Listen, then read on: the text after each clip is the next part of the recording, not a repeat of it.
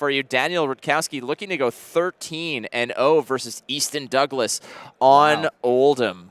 Both of these players, great players. And to start the game off, Daniel says, I will gain 2 resources, but I'll just do it later. Hold on. It'll be a little bit.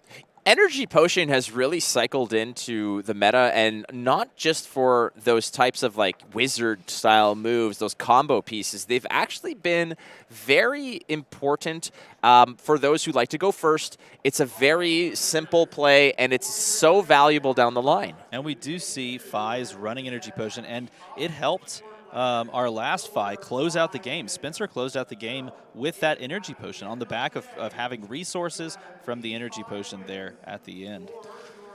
So on going 13-0, again, you know that Daniel Rutkowski is pretty much a lock for top seed right now. But again, there's a lot of prestige to be had, a feather in your cap, if you will, to have a perfect record.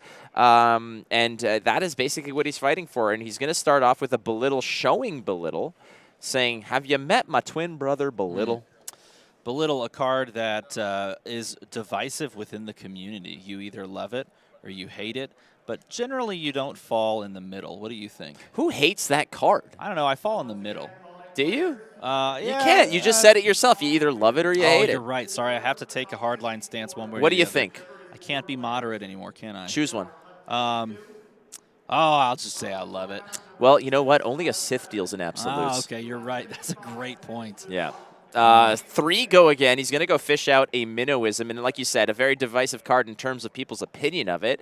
The power level of it, I mean, this isn't a new card. This isn't something like, oh, hey, Swarming Gloomveil, that's a really strong card. No, this is something that's been around for a while. Like, why people are upset about it now makes no sense to me, but hey, it is what it is. It's a Monarch card. It came out in Monarch, and it didn't really catch on until people, I guess, really started messing around with it in aggro decks. And the fact that it just fetches you resources or a nice little buff is very powerful in Fi, as you can see here. Just waiting for people to say, hey, what the hell? E-Pot. Energy Potion. That's absolute poppycock. That's right. Well done. You've worked that word. You're supposed to save that word for tomorrow. That was a tomorrow word. All right. It felt like the character that I was the old man on the porch with the hose. Yelling at the clouds. Yeah. Sure, for sure. So all right. Pushing 3 from the Emberblade and following up with Soul Bead Strike for 4, the red being played. Great card that really was from Crucible of War that really factored into a lot of the Katsu aggro before Fi was a thing, and Katsu was really, one of those fearsome type of heroes. Soul Beat Strike for on hit gains go again, but it's a 0 for 4 that you gotta respect. Pushing breakpoints is always good, and that's kind of what Ninja wants to do, and that's what we see Fi doing very well, and why Fi is showing very well. I mean, we just watched a previous Fi game. Now we're watching an undefeated Fi game. It's a deck that you have to be aware of. On his road to 12-0, Daniel Rutkowski, no doubt, probably played a few Oldhams along the way. I'm just wondering if there's any cards that you think that he's got to respect. I feel like, obviously you have those massive fused Oakenold turns. Those are devastating. Those are going to buy you, tempo if you're Oldham. However, I think that Daniel Rutkowski is perfectly fine to say, yeah, no problem. I can do some stuff with 2 cards. If I have an arsenal, we're fine. It's just 9 health. We can walk out of this feeling okay. Is there really anything that's ultra-threatening that Daniel Rutkowski has to worry about, that like an ongoing presence or an ongoing threat? Like, what is his main concern in this matchup? Drawing poorly and not representing consistent damage in ways that is awkward for Easton here to deal with. And Easton playing into that can be disruptive on multiple back-to-back turns to really try and nerf the output of Daniel. And that's really probably what he's trying to draw into and perhaps set up. And, of course, you want to block out from the Oldham perspective and then present something even just a little bit disruptive of like the Frosty Hammer for 4, right, that gives a Frostbite on hit. 3 go again. Belittle again, able to either get a red or the blue Minnowism that's in the list. The red, beefs up an attack. It gives +3 attack to another low base attack option. Otherwise, it just goes ahead and fetches the blue, which is fuel for the turn. You just keep recycling those and get them going. In this case, 4 go again is what follows up. In this case, we're going to sink below a nice clean just stuff of that 4 attack. Yeah, a card that has always been good. Sink Below has been played since the first set when it was released and when Sink Below came out, and it kind of teeters back and forth in playability and play from meta to meta. But here, as you can see, with all of the decks that are pushing these breakpoints, it's just really good. Now, Energy Potion in an aggressive deck seems like an odd fit. What are your thoughts about something like Epot in like a FI list? Well, we saw it, I mean, to the T, pay off and allow the FI player on a disruptive turn or on a turn where they just needed a little extra damage, be able to pop the Energy Potion that you set up. And you can. The nice thing, too, is that you can still go wide. Like, for example, on this turn, he's presented 4 attacks now. If he, for example, presented 1 more attack and then chose to play an Energy Potion, that's incredibly easy for him to set up because he's the aggressor. And then, late game, if you have a strong hand and you want to play all the cards, you pop the Epot instead of pitching one of those cards, and you're basically netting yourself another attack. I like it. I definitely like it.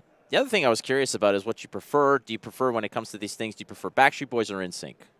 That's a completely different question, one I was not prepared to answer. NSYNC is the answer, probably. Well, yeah, good to know that you're absolutely incorrect, but whatever. That's okay. Good thing you're a caster and not whatever. All right, it's no big deal. We're just going to go ahead and toss a Thunderquake at that 3, block it out, and hey, we're also going to Ice React. It's going to take the card, tuck it on top. That's a great, like in terms of Oldham's ability, it's not a very prominent thing that people do using that ability, but when you can use it in a very timely way, it is so damn effective. And I think it's one of the ways that Oldham can attack in this matchup by choosing timely Ice React and also just swapping in Ice React when you're sideboarding so that you can make that play and just slow down your opponent, because really they're trying to play 4 and 5 card hands and just get over the top of your defenses. As Oldham, if you can stop that 4 and 5 card hand, you have a way in this game. Lots of 3 blocks in that Oldham deck as well. Just so good at gobbling up all those 3 go agains. And if you can use that Rampart of the Ram set, the defensive efficiency of Oldham is incredible of what you can do with the one blue pitch. You pitch once, you can cycle. That basically covers that break point of 4 for one of the attacks. You have the Ram's head you can throw in front. That covers the break point of another attack. And if all you're left with is one ice card, you can go ahead and swing that hammer, and that is an effective tool as well. So Oldham plays the patience game, but it's not like Daniel Rutkowski on FI is playing a deck where it's like, okay, I've got my 3 Oakenolds or my 3 Crippling Crushes or my 3 big attacks, and that's where I'm going to get all my tempo. That's where I'm going to get all the work done. No, it's just this relentless, ongoing onslaught. And as we can see here, there's another Blaze Head. I almost said Hedgehog. You should have said Hedgehog. I should have said Hedgehog. It's okay. We forgive you for not saying Hedgehog. That would have been the right play. But here instead, pushing the Blaze Hedgehog for 4. And we've got a 3-card hand for Easton, deciding how he's going to want to tackle this. Does not have an arsenal, so he can't Crown of Seeds on this turn to cleanly block that. So when you say Blaze Hedgehog, the way I see it, it's Blaze, Hedgehog. Like it's a hero. The hero's name is Blaze, and like it's a hedgehog, right? You're spoiling someone's Dynasty card Oh. right now. You just spoiled someone's. Don't worry, That's probably Tannen's Dynasty card. Let's be honest. Totally. We also have the Squirrel Dynasty card, which we're not gonna. They're companions. The actual hero is like what do you call it? Anthropomorphic squirrel and anthropomorphic hedgehog. What's somebody who is so in touch with nature that they have all the like Ace Ventura style, where they're like, "Come to me," and they'll fly over. I love that. That's the hero. It's not an animal. I was gonna say animal romancer, but that's absolutely not what I mean. Let's just shift tones, because did you notice he played an Oasis Respite? Would you look at that? And now he's swinging a Frosty Hammer for 4, and we've completely moved on from that tangent we were speaking of moments ago. I'm catching up, but we're here. We got here. We're going to go ahead and represent, like we said, a Frosty 4 with that hammer swing. Well, he gave him a Frostbite with this last time. I wonder if Daniel's going to allow this one to come across as well, if he has the resources to just pay through it and not really worry about the Frostbite, and then keep that 4-card hand to be able to press his own damage on his own turn. We'll find out here soon enough based on how he chooses to block. Obviously, with a full grip, you have the capability of blocking 4, but do you actually care? Because you need to push damage. Round 13 of 14 here at the USA Nationals in Charlotte, North Carolina. Flesh and Blood is going to crown a national champion tomorrow for the top 8. So you're going to be dialed in for that. But on the way there, we are just riding shotgun for Daniel Rutkowski's impressive run of flawlessness. And look at this. Easton says, "Everybody rock your body. Frostbite's back." All right. Don't try to get back in. You chose InSync. You stay with InSync, okay? You know what? No, because when you say things like that, it's tearing up my heart. Oh, there you go. Well done. Art of War coming down. And this is actually why we saw no reaction. This is one of the many reasons why you say, you know what, I don't really care. You can give me a Frostbite. I'll overpay for the Art of War here. And this is another time where you don't really care about that because you have access, if you need the extra resources, to that E-Pot that we talked about earlier. No, that's a great point. Again, just seeing the value of that. And you know what? Call it luck, call it variance, but having that E-Pot on turn 0, that first turn of the game, and just being able to dump it on the board and say, your go. I got an arsenal. Yep. I got an E-Pot. Send it. No problem, because I've got outs. And when you have something like Oldham, who can dump frostbites on you, having that extra resource is going to be clutch. 100%. And yes, it is a bit of variance because you don't. I don't believe his list includes 3 of those, and we'll double check to find out how many he actually runs. I can't speak to it. I believe you have it. He runs 2 energy potions, but there are people that will literally tech in a single card in the variance opportunity going first that they draw it. It happens in Viscerai, and clearly here, running an E-Pot and hitting at turn 0, super beneficial because there it is. There's the activation on a very key turn to push damage. No, you're not wrong indeed, and there it goes. We're going to go ahead and use some of that resource option. That Frostbite, like you said, meant nothing at the end of the day because you were able to go ahead and recover some of that juice, and we're going to go ahead and fetch one of the Phoenix Flames, just a little bit of like, get over here. Come on. Welcome back, friend. That's right. That's a block there with an Endless Winter. What a difference of these 2 FI games where the FI against Jacob Bao was really just pushing every single turn. Nothing was coming back his way. Maybe the odd pistol shot here or there. But Oldham can honestly, just with the hammer itself, present such uncomfortable clapbacks off of 1 blue ice card.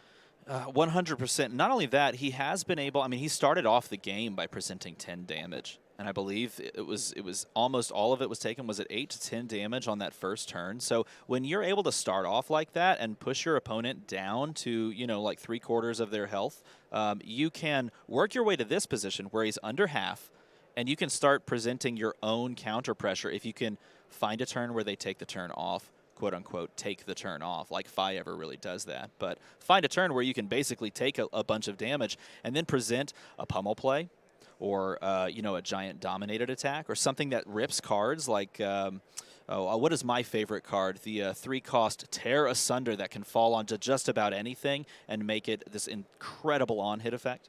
It's a great card indeed. A lot of people saying, that card should get suspended or banned. Give me a break. Let's be real.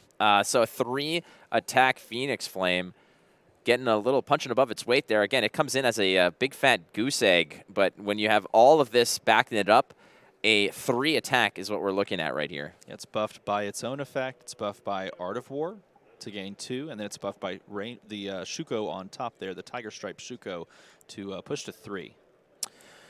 Throwing a lot of equipment in front of this attack here. Is there something that perhaps Douglas is worried about, given the fact that there's so many attacks coming through? Well, this is an Art of War turn. This is one of the 3 largest turns you can have in a game from Daniel's perspective. So if you can find a way to just survive turns like this and fix the turn cycle to where you take very little damage, then who cares, right? Just chuck everything at this turn and try to take as little as possible. And that's kind of what we see him doing.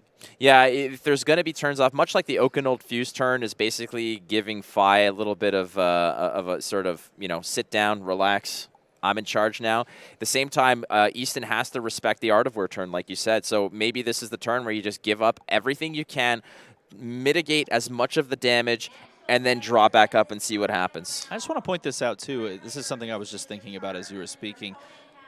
This is a different way to attack Oldham than we've seen in other nationals, and we've seen just previously, perhaps even in this tournament, around at the tables.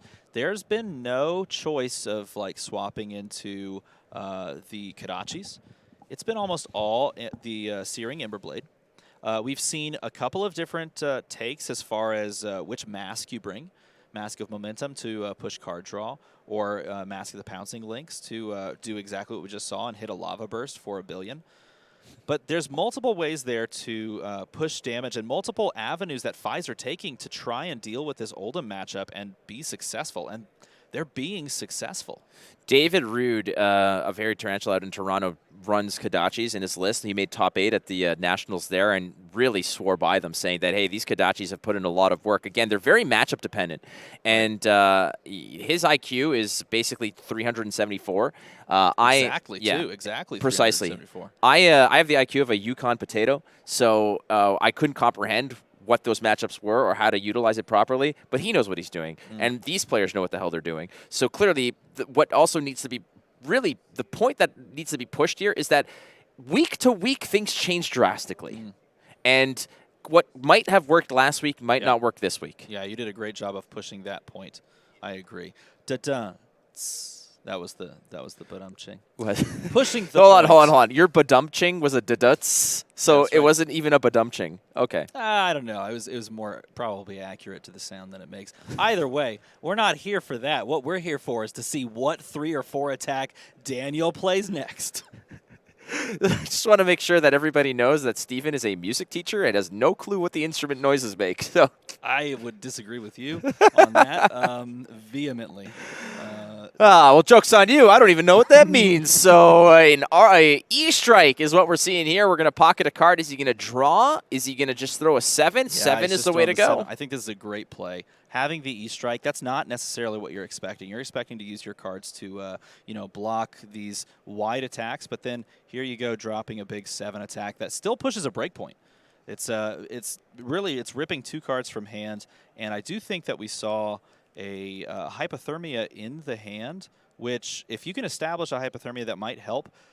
And that's probably what he's going to try to do here. Easton's going to take the 4 and try to perhaps establish hypothermia, maybe even just go in with the Winter's Wail if he just chooses to take that route. I like this play. Let's go ahead and get that Phoenix Flame, but pocket it instead. There's no reason to just send it and not have a 5-card hand. Again, opening up with the Draconic Chainlink as well is important, even if it's for 0. Yeah, he's going to pitch the Hypothermia here and come in for the Frosty Hammer for 4. I do want to also make note that is a really cool altar for the Frostbite. It's just a giant mountain range. That is very cool. You know, like even just walking around, there's been a lot of people who have had their own custom, not just sleeves, but also tokens as well. And there's a lot of creativity. I got one from the Goblin Reserve from Hank, and from Goblin Reserve, who handed me a Frostbite one that was really awesome. Yes, very cool. I agree. It's fun to see players really embrace the game and embrace the aesthetics and really try to make it their own, and love playing with their altars and their custom tokens and things like that.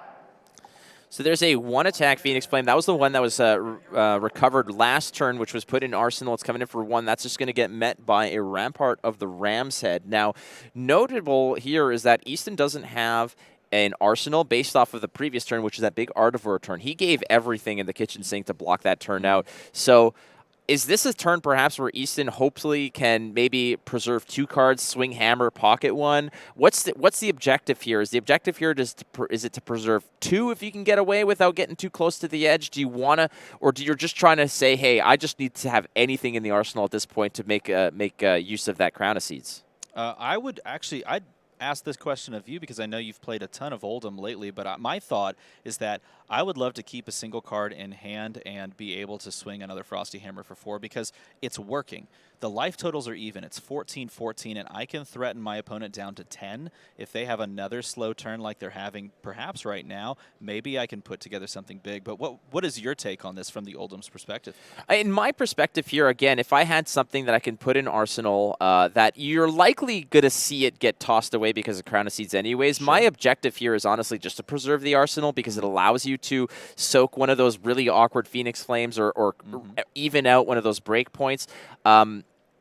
Okay, there's another sink below, so that's going to help out as well. That's a card that, there's no dominate effects necessarily coming from Phi, so it's just a matter of really preserving your life total here until you find something that's worthwhile. You want to obviously swing Hammer, but at this juncture, swinging Hammer against a 14 is not really going to make or break you. Sure. You want to just soak the damage, get an Arsenal going, and wait for Daniel Rutkowski to maybe have a subpar turn. And if that lines up with a massive clapback on your side, then we're talking. I think the danger with that, and it is the line that Easton takes, the possible danger that you can run into if that is the play is them drawing more Art of Wars. Because the longer the game goes, the more they dig into their deck and find basically just the blow-up card. And their Snapdragons are still up. So if they can string together something huge that you just can't deal with, that may be just an issue that you can't overcome.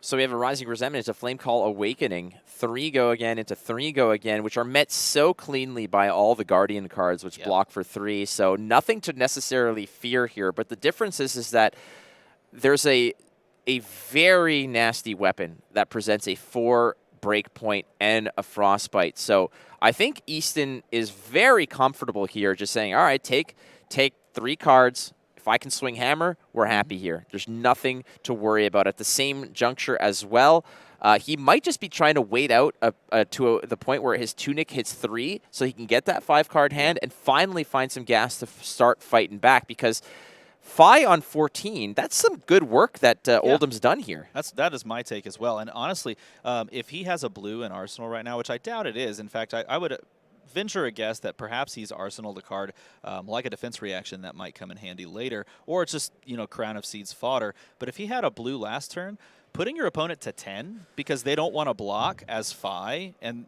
giving them a frostbite, it was a Fate Foreseen, which is fortuitous in this moment. Putting your opponent to 10 and then to 8 and then to 4, you're putting your opponent on a clock that they have to start dealing with.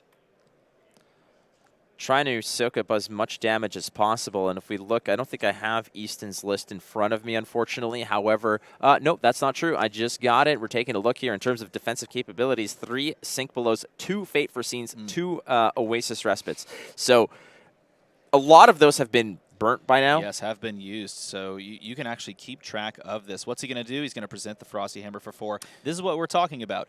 You're presenting life parity opportunity. But Daniel does not, from his perspective, Daniel does not want to give away cards to, have a slower turn. He wants to go all gas, no brakes, right? So I kind of like this as well because Daniel doesn't have an Arsenal. So it's like, you don't have an Arsenal, I don't have an Arsenal, but I'm throwing 4 at you, plus I'm going to tax you for 1. And your Tunic's going to go up, but that's basically, it's going to negate the Tunic value you're going to get. So let's just play this game. Do you want it or not? Because he's presenting an even-Steven kind of situation. Exactly, and you're dictating terms, too. You're saying this game will not go 8 more turns. I'm not going to allow it to unless you just start blocking and giving me cards. And if you do, if you find an Art of War, too bad. You're not going to play it because you're going to be threatened for lethal. If you don't give me cards in my hand, or if you give me cards in my hand, I can slam down a Dominate attack and kill you anyway. What if Daniel Rutkowski's just holding a whole bunch of rags here? Like, I see a Soul Beat Strike. I don't know if it's a blue or a red. Well, he has an E-Strike, I think, in hand as well. So he does have the capability here to really push a big turn.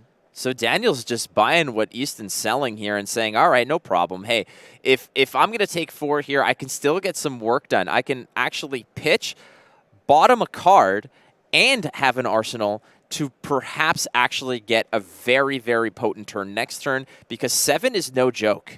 Oh, he's going 5 here. Yeah, 5. I wonder if he chose draw a card. Nope, it looks like he's just doing 5 go again. 5 go again, because this does actually operate. It's the better value here because you do get to swing Emberblade. Nope, it looks like he does 5 draw a card. I am completely wrong in everything I've done in life. Yeah, swinging the Emberblade's bad here too because you don't have that Draconic Chain Link beforehand to give the go again unless you follow it up yourself. I'm going to say snappies. That's what I'm going to say. Right, that was the play that I was thinking as well, is possibly considering just snapping here. At this late stage in the game, you don't want your equipment to go unused, right? 5 block is being done. There's the Snapdragons being presented. So, hey, a broken clock is right at least once a day. It's a metric clock. Sometimes twice. Yeah, sometimes twice. Yep. I'll be right later at dinner, maybe. Coming across with the Mounting Anger for 4, a break point that you love to see if you are Fi. Easton Douglas getting to the danger zone here, but he's going to present a 4 block. It's going to be a Glacial Footsteps in the last piece of block from the Crater Fist. Yep, there's the pitch from the floating and the taking of the Tunic resource to push 3 with go again now. Look at the damage that he's just kind of pulled out of his hat like it's nothing. In this case, you're thinking like, all right, a 7 E-Strike, but hey, we're not done there. We're going to Snapdragons, we're going to draw, we're going to drop an E-Pot as well. And this is what we talked about earlier. I'm going to push several attacks, and then I'm going to accidentally put my Emberblade into the discard pile, and then I'll find that later. And then I'll play the E-Pot. Is there any ruling on this? Like, I don't know what the rules are, but if you just jam that in the, obviously, I don't, like, he's going to find it. He's going to look to push it forward, and he's not going to find it. I think that's all. There you go, buddy. Hey, he's undefeated. I'm not. I'm just sitting here hanging out with you. Dude, you know how many times I've had to fish out my Kodachis out of my discard pile, like, early on? All the time. I've been there and done that. The old Phoenix Flame for 0. Respect it, because are there some Razor Reflexes you got to worry about? There very well could be some Razor Reflexes in this list. I believe 2-pack of them, 2. yeah. But he didn't respect it. He said no blocks, and it sets up the Emberblade for 3. It would go again. Sometimes you just got to open the package. That just means that there's probably no, there's no Brand with Cinder Claws. There's no other natural go-against to open the chain, because you're not just throwing a Phoenix Flame there for 0 value if you can't. That's right. And I do wonder if he sides in the Razor Reflexes for this matchup, if that's something that you consider, or maybe it's just a main board card running 2. I feel like it's a more of a situational, perhaps, card, because Oldhim can do things at instant speed as far as defense reactions are concerned. Emberblade is met by Choke Slam, and here's the other Phoenix Flame. This one's a lot juicier than the one that started this whole story. Yeah, he's going to mark. Looks like he's just going to mark down 2, go to 6. This is an opportunity for him to maybe swing back some tempo, or just keep the cards in hand so that he can more easily block. This is dangerous. Okay, what if that is a Razor Reflex in hand, and what if you do pop the E-Pot here to go ahead and give that Razor Reflex a little something called Casual Lethal? Talk about a way to finish a game. If he has Razor, pops the E-Pot, plays the Razor to close out this game and go 13-0, how crazy would that be? I'm telling you, man, we're talking about mid-1990s WCW. If you do not respect Razor, what the hell are you even doing? And sitting on Easton's side, this is really interesting and really dangerous, because if you're not thinking about Razor at all because you haven't seen one yet, and perhaps the decks have cycled at this point, you're holding a 3-card hand. You might have something like a Glacial Footsteps and might be like, I could just present 10.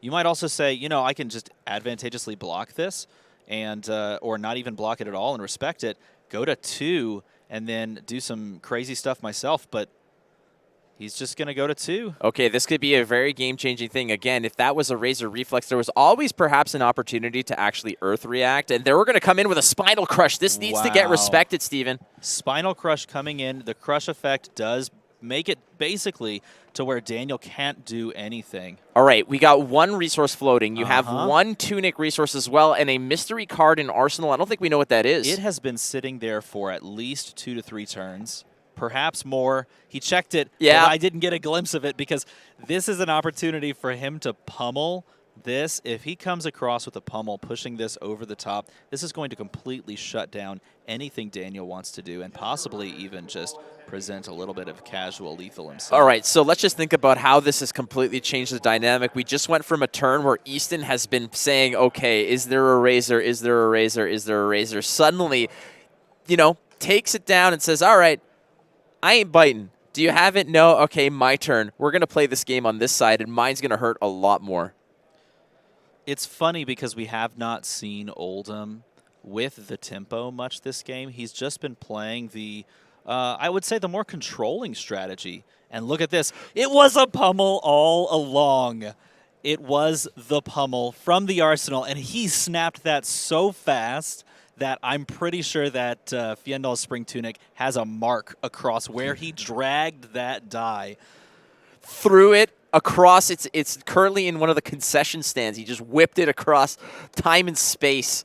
There it is. A 13-point pummel gets met by just a bit. The crush effect is going to factor in. It's going to deal 4 damage there. Not that it's really going to matter because he just basically bought the whole hand, but what he bought is tempo. He bought a lot of damage out of it. There's no Arsenal here, but he is in charge right now. But at the same time, Daniel has an out here. We're going to present 3 damage. This has to get respected. E-Pot to play the Searing Ember Blade for 3. Buying a card is important at this juncture. I don't think you can give Oldham 4 cards. If that 4-card hand suddenly has to be, what, Red Glacial, pitch, fuse, game over. Yeah, it is. And he does not have that set up, but he does have a Sink Below, which is an easy block, but perhaps also mulling over what he's going to follow this up with, because it does look like there is a Glacial in there. Maybe I'm wrong. Maybe that Glacial in there is something he could consider. But it would be exceedingly expensive if you wanted to try and make that play. I feel like this is you just snap down the Sink Below here. Right. I think you have to. And I think what he's evaluating here is, okay, do I take a risk to maybe improve my odds of my hand to, do I get rid of an okay attack to hope for the home run? You know, what do you do here? I think that it's, but at the same juncture, he might be thinking that maybe I just toss a 3-block at this, throw a hammer at Daniel, Arsenal the Sink Below, and then we're good to go. I love how he's mulling over this decision, a decision where an E-Pot had to be used to pay for a non-go against Searing Ember Blade, and this is the decision that he's making. And look, he's going to 3-block it. He's going to go to his turn. He's going to tick up the Tunic. Easton fighting for his chance to be in top 8, sitting at 10-2. If he drops this game, there's a very real chance that he does not make the cut into that top 8 on the penultimate round. Oh, this is good too. What he's basically showing over here is, do I have another pummel? Do you want to play this game twice? Because you're already 0-1 on the pummel game. That is right, because he's representing 2 cards from hand. So this could easily look like a pitch for a pummel in the 2 cards that he has left. Now, we're able to see that there is not a pummel in play. At least one of those cards is a red Sink Below, which means you can never play a pummel off of this. You don't have the Tunic resource up, so you can't actually pay for it. But Daniel doesn't know that. It's the mind game, Steven. And honestly, that is something that I think underratedly good in this game, is representing pummel at any opportunity and making your opponent consider about respecting it or not. Top 3 games I've ever played in my life: Flesh and Blood, Hungry Hippos, Mind Games. That's how you do it. That was a pretty cool show back in the day, too. Did you ever see that show, Mind Games? I was thinking Hungry Hippos. I'm like, when did they ever make that into a show? Wait, now oh no, he drew into an Art of War. He's got the opportunity to banish, draw 2. And he did not Arsenal the Sink Below. You know why? Is because he wants to use his use the Crown of Seeds. That's right. You cannot toss away that Sink Below. I think that's a heads up play. It might feel like the automatic muscle memory gem, the D-React in there, but there's no dominate effects coming from Phi.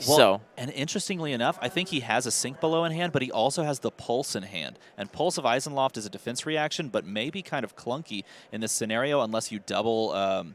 Or unless you pitch it to activate the Oldham effect. That's double Oldham. I think that's exactly what he's thinking about doing. There kaboom! That's such a good timing on that. That is going to Ice React on top, and it's going to basically nerf this entire Art of War turn, pushing the 3 here.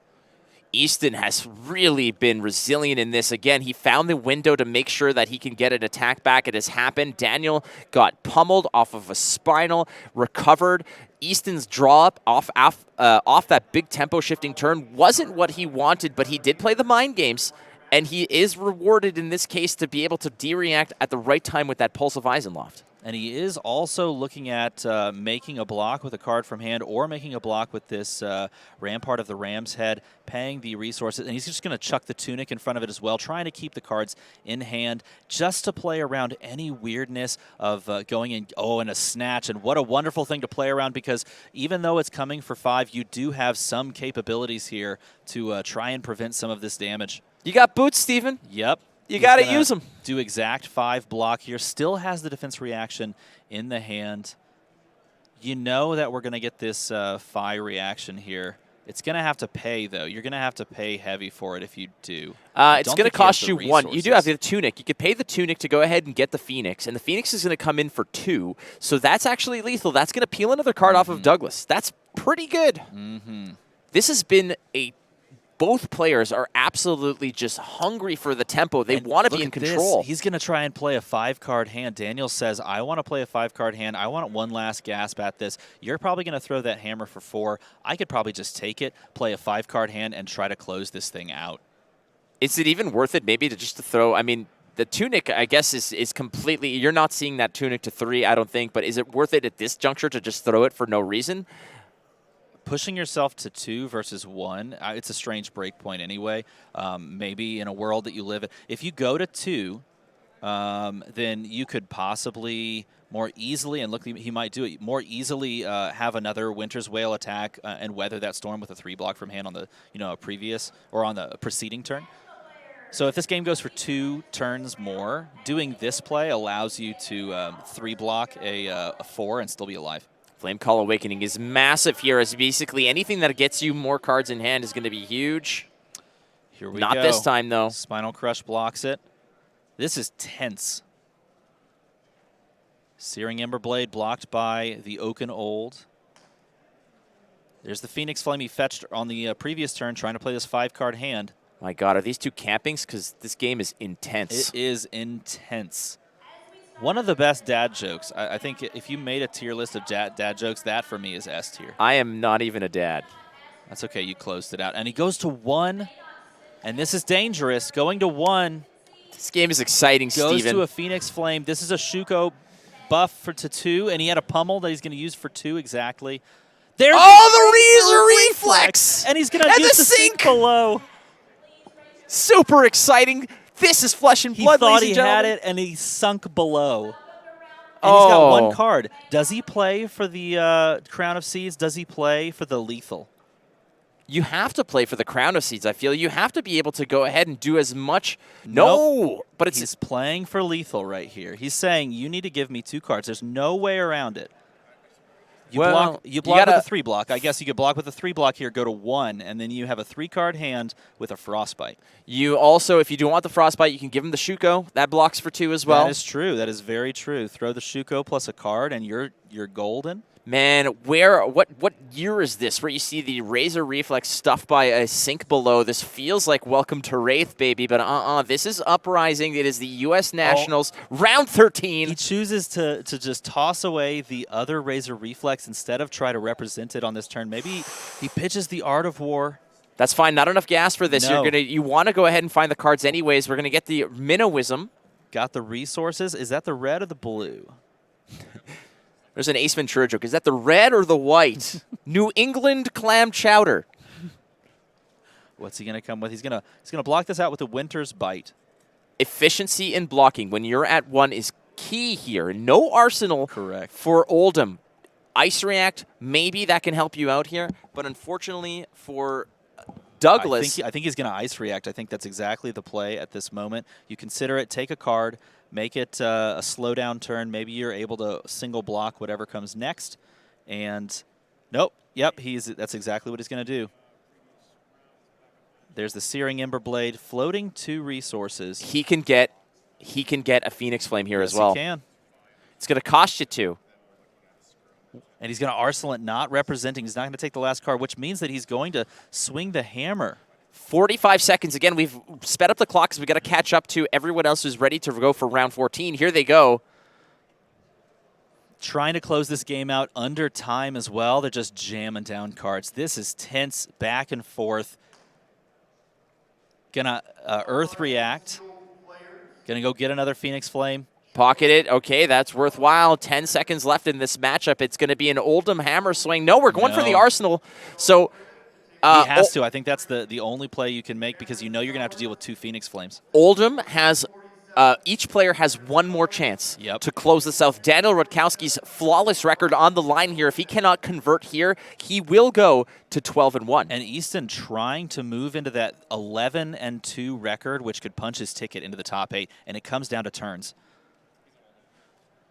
Crown of Seeds is going to Yep. eat the one. We know that there's no more Razor Reflexes. There's one that got pitched or blocked, but there's one that was played. There's only 2 in circulation.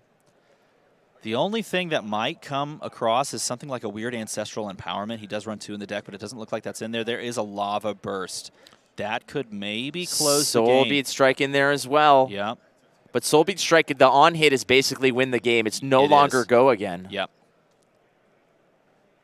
I'm telling you, this is tension at the max. Lava Burst gets met by 2 cards, and now, based on the rules, again, when the time is called, the player who is currently playing concludes their turn. The opponent gets 1 more kick at the can. So, based on the timing here, we have to make sure when time was called precisely. The game clock that you see might not be completely synced with the player's game clock, so we want to see who had the last say. I believe it's going to be Easton Douglas, has 1 more shot here. And it comes down to this, swinging the hammer. This could just go to time.